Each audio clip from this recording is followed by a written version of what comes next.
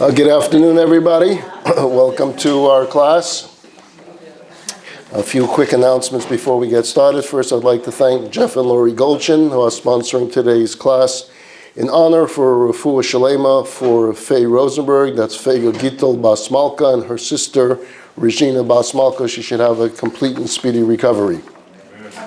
Also, an upcoming lecture announcement. You have the flyer in front of you. Monday, March 11th. Jacqueline Saper is going to be joining us. Her topic is Finding Freedom and Liberation. Iran Today, the Heroic Fight for Self-Determination.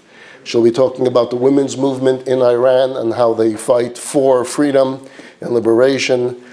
She's written a book, From Miniskirt to Hijab. Is that the way you pronounce it? A Girl in Revolutionary Iran. So that's this, not this week, but it's Monday, March 11th at 7:30 p.m.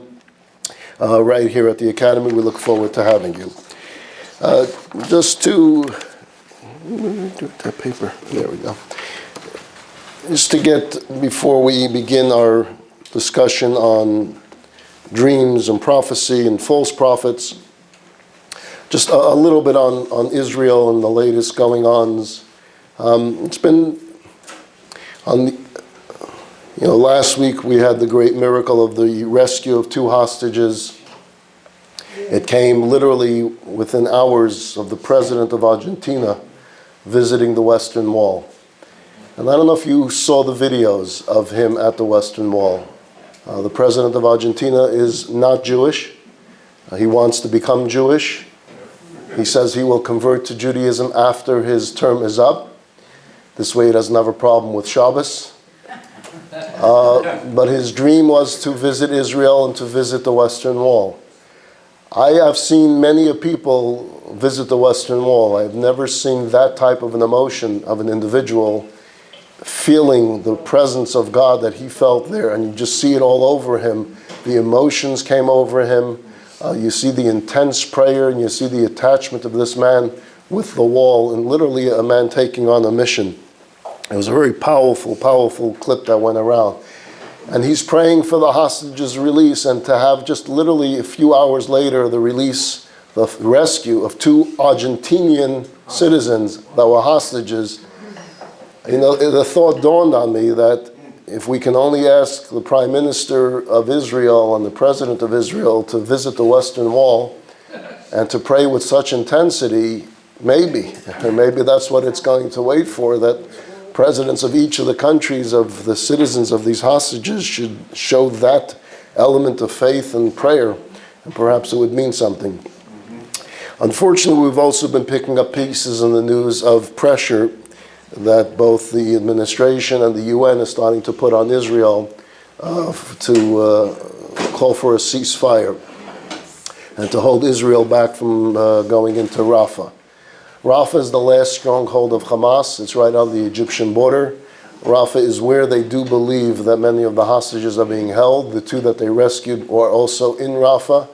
And suddenly the world is coming together to try to handcuff Israel and the IDF and the Israeli government to say, that's it, enough, Ganuk Shain, no more. And Israel can't. I know the pressure, and it's easy for us here to talk, and yeah, they should say no. When you're in that position of power, it becomes a lot more difficult. But at the same time, Israel set out on a mission, and that is to destroy Hamas completely and to have a safe southern border for Israel, for Israeli citizens. And although it's not talked about much, but it's also, if you really cared about the Palestinian people in Gaza, the only way the Palestinian people in Gaza have any future is if Hamas is not in control. So although, yes, any type of attack by Israel on Rafah will bring casualties, at the same time, in a war there are casualties, and it's going to be a difficult battle. But Israel can't be forced to hold back, and can't be forced by whether it's the United Nations or the European Union or even the American administration. When it got this far and put all of it on the line, it has to finish the job. And if that means going into Rafah, and that's what its military says has to be done, then it has to be done. I trust the Israeli army, that there's no army in the world that will go out of its way to protect civilians as the Israeli army will. We do understand that there's about 1 million civilians right now in Rafah, and Israel is trying to find ways to protect these million civilians. It's interesting that no one is putting the pressure on Egypt. No one is saying a word to Egypt. You have a border right there. You can open that border. You can create refugee camps, temporary refugee camps, until the battle is over, and then they go back. But of course, we don't put pressure on Egypt, right? So it's all pressure on Israel that has to do. You have a land not too far away, Jordan, which has so many miles of empty space. Refugee camps can be made there, but no one will put pressure on Jordan. The opposite is true. Jordan and Egypt are putting the pressure on Israel, that Israel declare a ceasefire. Israel has responded in the correct way. You want a ceasefire? We've always had the opportunity for a ceasefire. You've had this opportunity 100 days ago. Give us back our hostages and Hamas come out with your hands up. It's that simple. Instead, why put the pressure on Israel? Put the pressure on those that brought about the problem, those that brought about the terror. Ask for their surrender and return our hostages. They're being held for no reason other than that they're Jewish. So let them go and there'll be a ceasefire. I found from 1982, there was an exchange that took place in the United States Senate. Prime Minister Begin was in the country at the time, and he was called before the United States Senate. It was a hearing that was going on in the Senate Foreign Relations Committee regarding aid to Israel. And they wanted to cut off aid. I believe 82 would have been the Lebanon War, and they were trying to pressure Israel again to some type of ceasefire. Interesting, I believe, that the chairman at the time, 1982, was of the Foreign Relations Committee, was a senator from Delaware named Joe Biden. And there was some exchange that took place between Biden and Begin. Now, I do want to say that Biden, on his career in the Senate, was a strong advocate of Israel. He was a strong supporter of Israel. He always voted. In this particular exchange with Begin, though, it got feisty. It got confrontational between the two. And Biden did make some type of statement of, hey, you're going to have to listen to us. We're not just going to give you aid without you agreeing to listen to what the United States is telling you to do. If anyone knows Menachem Begin, if you studied the history of Menachem Begin, if you remember him from the news, Begin was not someone that you threatened. He just was not, he didn't appreciate being threatened. So I want to read to you Begin's response to Senator Joe Biden at the time in 1982 at the Senate Foreign Relations Committee. He said, "Don't threaten us with cutting off your aid. It will not work. I am not a Jew with trembling knees. I am a proud Jew with 3,700 years of civilized history.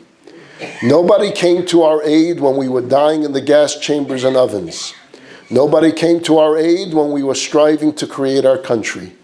We paid for it. We fought for it. We died for it. We will stand by our principles. We will defend them. And when necessary, we will die for them again, with or without your aid." At some point, Biden banged the table with his fist, and Begin retorted, "This desk is designed for writing, not for your fists. Don't threaten us with slashing aid. Do you think that because the United States lends us money, it is entitled to impose upon us what we must do? We are grateful for the assistance we have received, but we're not to be threatened. I am a proud Jew. 3,000 years of culture are behind me, and you will not frighten me with threats. Take note, we do not want a single soldier of yours to die for us. We will fight our battles." I just found that exchange recently, and I figured, you know what, it would be nice if the Prime Minister of Israel today would stand to the world and say, hey, don't threaten us. We will do what we have to do. This is our country, and it's our civilization that we have to protect. We appreciate all the support. We appreciate all the aid you have given us, but don't threaten us. As always, we need to be strong. We need to stand strongly behind the Israeli government and the Israeli military. It makes no difference what political party we're from. We will have to see to it that the administration supports Israel, that members of the House and Senate from both parties get this aid package through. I know it's tied up in politics, but we need to separate it from whether it's the immigration bill, the Ukraine bill. Israel needs the aid and it needs it now. So whatever part of the political process you're on the immigration part of it, on the Ukraine part, is legitimate discussion that could be made on those. But as far as the Israeli aid, that should fly through the House and Senate and should get to Israel immediately so that they can do what they need to do. We should only see continued miracles. We should hear of every single day hostages coming home, being rescued and being reunited with their families. 2 weeks ago when I was here last, we spoke about the 10 dreams of the book of Genesis. There were 2 other aspects close to dreams that I didn't get to 2 weeks ago that we'll touch upon now, and then we'll move on. Those were deep sleep prophecy. Dreams are regular dream prophecies. You go to sleep and you have a dream that has prophetic messages in it. Deep sleep prophecy, there are 2 occasions in the book of Genesis where the Torah says they fell into a deep sleep. It uses that language of deep sleep. Both of these occurrences are highly symbolic and they're both quite deep, not just as in deep sleep, but important messages for us. The first that I'll talk about, not in the chronological order of when they took place, was the covenant that God made with Abraham. We're familiar with the covenant of the circumcision, but that happens later on. There's another covenant that takes place with Abraham, even before the circumcision, and that was a covenant between God and Abraham and the land of Israel. It was called the covenant between the parts. The reason why it's called between the parts is there were offerings that took place. Part of the animal was on one side, part of the animal was the other side, and the covenant took place with Abraham standing between both sides. But it's there that Abraham falls into a deep sleep. On that day, God made a covenant with Abraham, saying, "To your descendants have I given this land." Preceding this statement, God reveals the future of the Jewish people to Abraham while he's in this unconscious state. So Abraham in this state will see all the future of the Jewish people. It says that it was trembling. Why? Because he saw the persecutions. He saw it all. He saw everything that we would go through in history. But he also saw the glory days. He saw the Holy Temple. He saw the reunion of the Jewish people with Israel. He saw the Messianic time. He saw all of history when he was in this very deep sleep. And I read to you from the book of Genesis, and it happened as the sun was setting that a deep sleep fell upon Abraham, and behold, an awesome great darkness fell upon him. So he felt the strength of this prophecy. It was a very strong prophecy. Now the fact that both the revelation and the covenant occurred in this deep sleep state represents the transcendence above logic. That means what you're going to listen to here, Abraham, is above that which you're going to understand. And what we get from this in some of the commentaries, like Samson Raphael Hirsch delves into this, many of the commentaries get into this, that the very survival of the Jewish people, how they will survive, all of these things that you will see in this video that Abraham experienced of Jewish history, is beyond logic to understand how is it possible that they survived. So understand that you're being asked to be the father of a nation that will be beyond logic, beyond the rational understanding. Even a superficial overview of history shows that there is no historical precedent for the miraculous survival of the Jewish people. There's nothing that compares to it. And I would add, the unbreakable attachment between the Jewish people and the land of Israel is something else out there you do not find in the history of the world. There's no people that have a love affair with a land that has lasted for thousands of years. Now, we've been exiled from this land for thousands of years, and yet that love affair is still there just as strong. It's always been there. So when we say Israel is our homeland, it's been our homeland for thousands of years, whether we lived here, whether we lived in Europe, wherever it is that we may live. Similar to a dream which transcends logic. As we mentioned in the past, every dream has some fantasy to it, something above logic.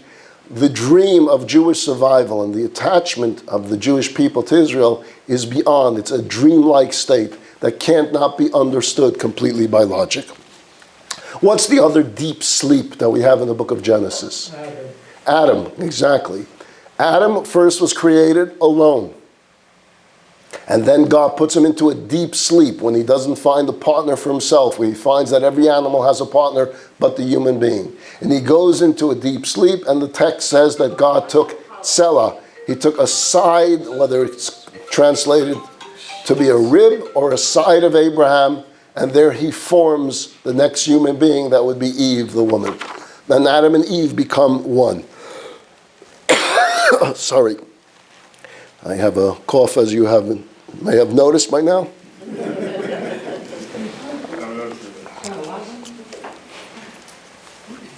And again, the whole idea of this being in this dream-like state is because even there in marriage, the idea of the husband and wife being able to form this one unity, that too is fantasy. Yet we do it in reality. The idea that two human beings can come together and share an entire life together is going to need some element of that dream-like state. Just like the idea of the Jewish people surviving, a couple surviving throughout life takes a little bit of this fantasy-like idea on God's part to say that he could make it work. So those are two of your of the book of Genesis, the deep dreams. Now, even though the age of prophecy has ended long ago, as I mentioned, the era of prophecy ended during the time of the Second Holy Temple, the shadow of prophecy still exists today. Shadow of prophecy can be holy individuals that have what we call Ruach HaKodesh, a spirit of being able to see that which the eyes do not see. So they have a sense of what's going on elsewhere. It may be elsewhere in the world. It may be elsewhere in the world above. But they have this deep sense of something else that's going on. We are used to what the eyes can see. But that's just physical. There's a lot more that's going on. I think we can understand things a lot better today with this whole idea of Wi-Fi, Bluetooth, right? It used to be a phone meant there was a wire. You had the handle, right? Remember the phones that you had in your kitchen? Yeah, it's interesting when people still use the words dial a phone number. They don't know what the word dial actually means. We used to have this wheel that we would dial. Anyone remember those things? 4, right? You had to dial. Then push button came out, but we still kept the word dial the number because we were so used to the dialing. Yeah. Another idiosyncrasy is on my computer, the letters. The letters are laid out for 1880 where the hammers would not hit one another.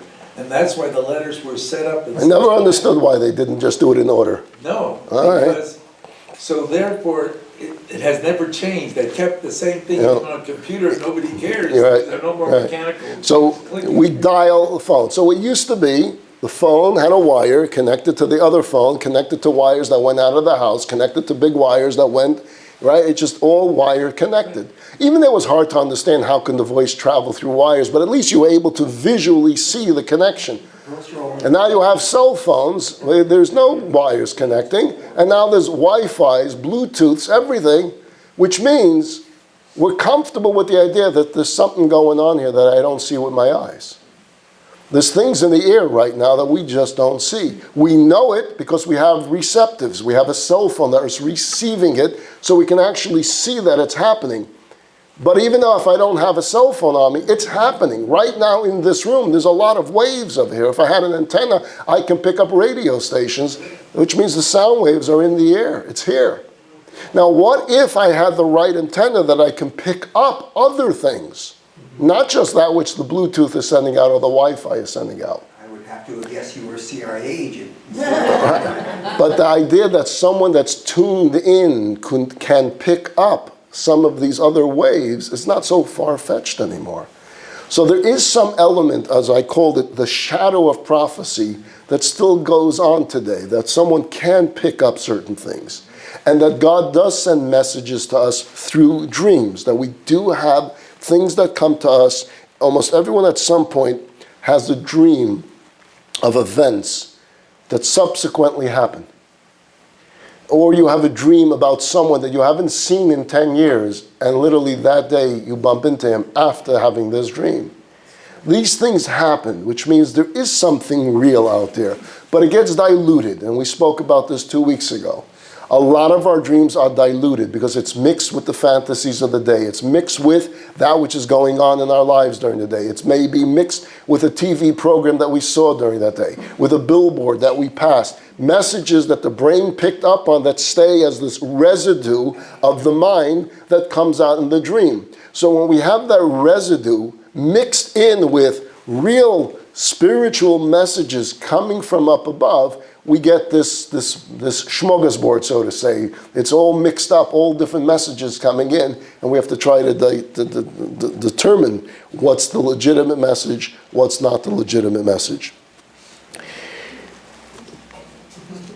Most of the time, the soul is held down by the gravity of the body. Most of the time, we're body focused because the body really has the soul trapped inside this physical body. It stays there. But the soul really, being that it's spiritual, if it's able to tap into waves and energy that's outside the body, it's not limited by that which is in this room. It has the ability to soar above it and to pick up messages that are out there. As we mentioned, the dreams in the Bible have clear prophetic messages from God. Now, sometimes the prophets spoke in hyperbole, sometimes they spoke in using examples, sometimes it's rather poetic, and you have to try, the commentaries all get together to try to understand what was the prophet saying. Sometimes the prophet was very clear. This is what's going to happen unless you change your ways. So if you read the books of the prophets, it's not an easy read. You need to be able to read it with a teacher, and the teacher are the commentaries of the past thousands of years that have given us the tool and the ability to try to understand what was the message of the prophets. Moses, however, his prophecies were always considered above them all because they were very clear. God uses the terminology, with Moses I spoke face to face. All other prophets received in some type of vision and some type of dream. For these prophets, the messages, very much like dreams, need to be interpreted through each prophet's own imaginative sense of his intellectual prowess, his understanding, what the message was, and he would try to go ahead and interpret the prophecy to the people. We also mentioned that dreams that are repeated are most likely to mean something. So if someone has a dream 3 times in a row, it means something. It means something is going on there. If it's a negative dream, then usually you want to try to figure out what's God trying to say to me. Do I need to change certain things in my life? If you have a dream 3 times in a row, what the lotto numbers are, drop me an email. Just let me know. Share it with me. It would be nice. I mentioned that in the tractate in the Talmud of Brachos, it's page 55b, there's an entire discussion there of dreams and messages. I just read it today before class where it says, don't give up hope in a dream coming true for a period of 22 years. Hold on to the hope for 22 years. Where did you get the 22 number? Because Joseph had this dream that he told over to his brothers and they didn't come true for some 22 years. But it gets into this lengthy discussion of all different ideas on the dreams, what symbolism possibly can mean. Then the verse in the portion that we're studying, chapter 13 of the book of Deuteronomy, talks about false prophets. And it tells us to be very careful with them. I'll read to you. If there arises among you a prophet or a dreamer of dreams, and he gives you a sign or a wonder, and the sign of the wonder comes to pass, of which he spoke to you, saying, let us go after other gods, which you have not known, and let us serve them, you shall not listen to the words of that prophet or that dreamer of dreams, for God your God is testing you to know whether you love God your God with all your heart and with all your soul. You shall walk after God your God and fear him and keep his commandments and obey his voice. You shall serve him and hold fast to him. So if the prophet comes to you and he performs wonders, he makes predictions and they come true, whatever he does, he splits the sea. Makes no difference what he does for you. But then he says to you, come follow me to serve other gods. or he violates in any type of way any part of the Torah, and he says you no longer have to do this commandment, he's a false prophet. So the fact that he performed magic, that's no sign that he speaks in the name of God. The fact that he has some ability of sensing things that will come, also.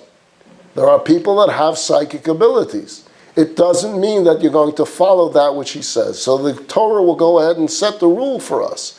The prophet can only speak in the name of God if he actually advises you and inspires you to follow in the way of God. We also have 5 chapters later in the book of Deuteronomy, it says, and if you say in your heart, how shall we know the word which God has not spoken? You will know when a prophet speaks in the name of God, if the thing does not happen or come to pass, that is the thing which God has not spoken. The prophet has spoken it presumptuously. You shall not be afraid of him.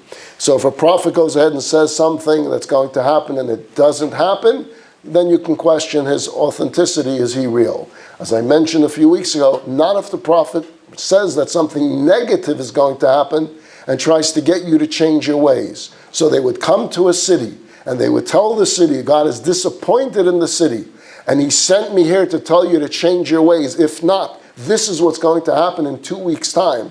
If that does not happen in 2 weeks' time, it doesn't mean the prophet was false. It could mean the prophet was good.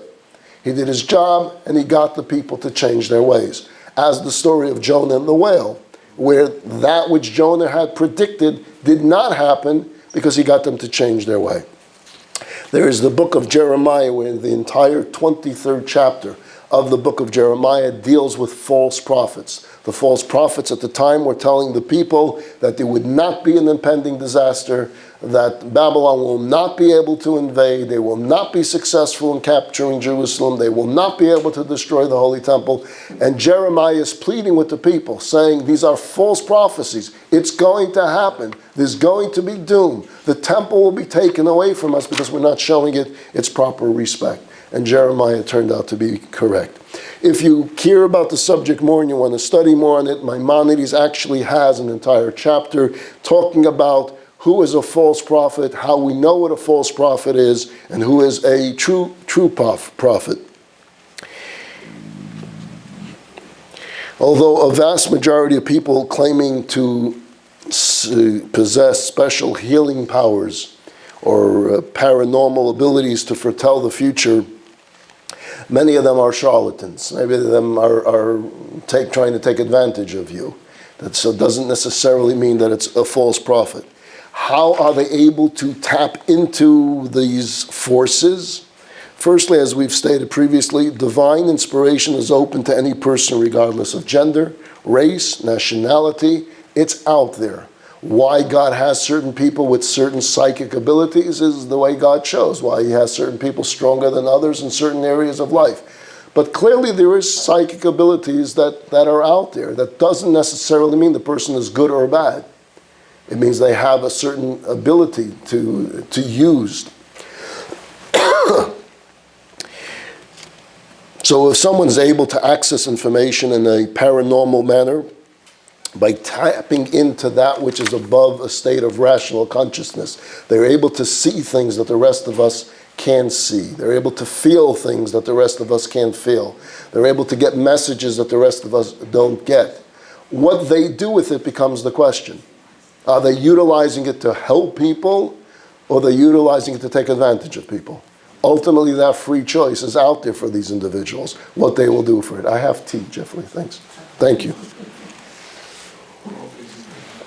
Many of the people that have been gifted with these type of powers beg God to take it away from them. Do you really want constant messages coming in? Do you really want to live with that? It's not an easy life. If you really are true that you can pick up certain psychic messages from out there, is that a blessing? Again, if you use it as a blessing, you use it to help people, then it can be.